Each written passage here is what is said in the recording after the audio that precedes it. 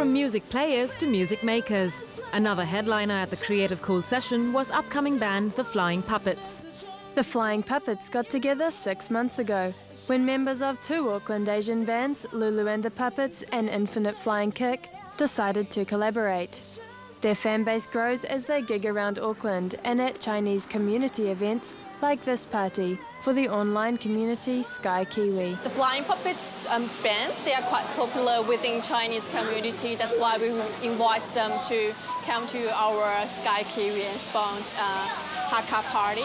I think they're quite popular and famous within Chinese community.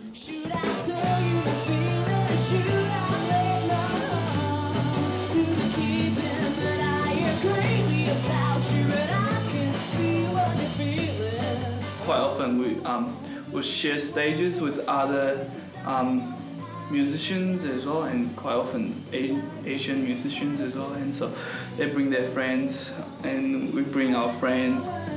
The Puppets are proud of their Asian heritage and the influence it has on their music.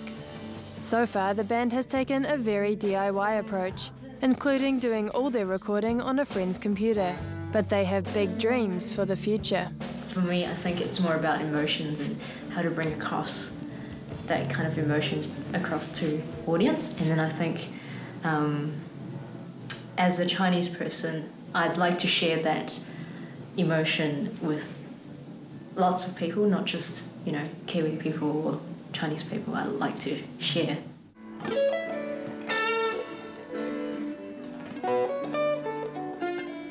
I mean, we're all trying to work towards the goal of trying to play overseas end of the year.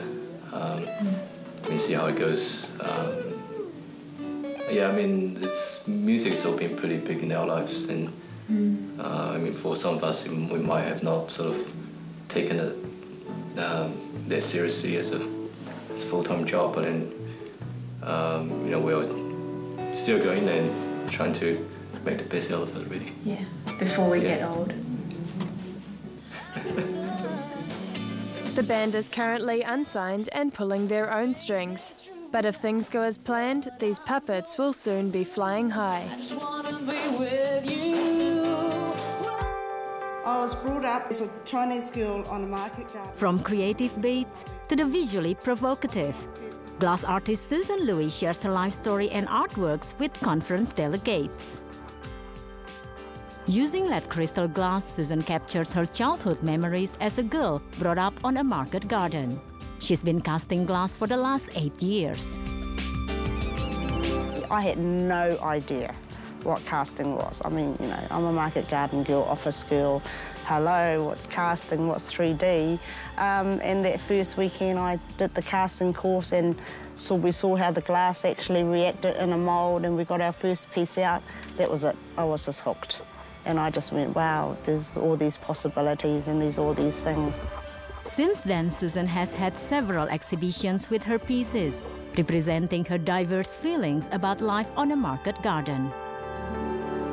It's really an amazing experience to walk in to a space where, you know, you have the artist's parents and grandparents and photographs on the wall, and then the banquet, and then the wealth bowls, and then, you know, the slippers cast in glass, and then the potato pails, and the kumara, and different bok choy cast in glass. I mean, it's kind of weird, it's out there, but it really makes you think. So it moves beyond the object into an experience, into a dialogue and an encounter with other cultural perspective.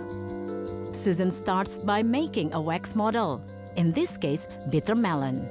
The model is then coated with plaster to make the mold. The wax will melt in a high-temperature kiln, leaving a cavity into which a glass replica can be cast.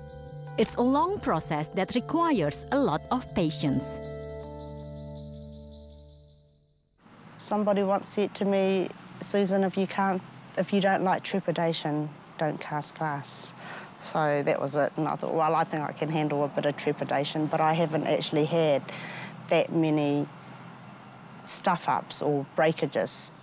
My work is really about my own memories, about the drudgery of the harvesting of potatoes and the hard work and the things that I used to eat that I didn't like.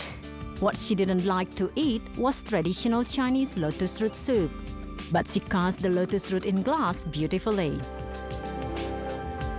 I never ever liked eating the lotus root, although they say it's very good for you, it's got fibre. But when you're a child, you go and have dinner, there you know you're going to get lotus root soup, and it wasn't very nice.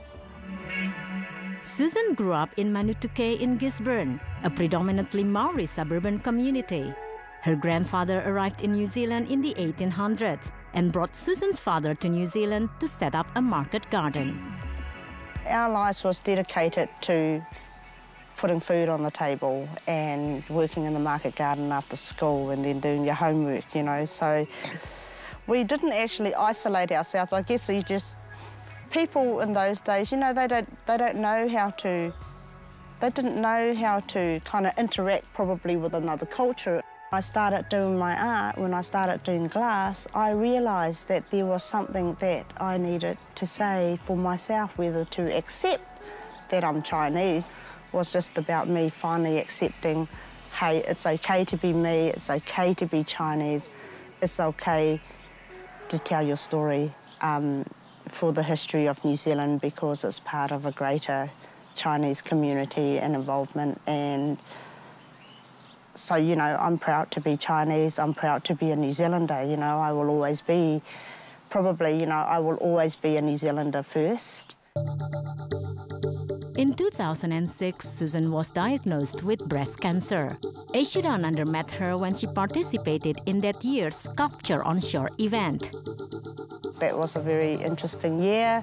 Probably out of all that, breast cancer was probably one of the most positive things in my life. It made me stop, it made me think. It didn't make me stop doing glass, because that year I had Sculpture on Shore and I had to do the work. I was accepted and I had to do the work. I basically envy anybody that's passionate about anything, and I think it's great that she is passionate, and it doesn't matter what she chose to do as far as a type of artwork.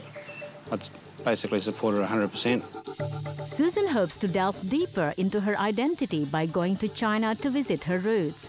For most Chinese New Zealanders like her, the answer to the question of identity lies in the past.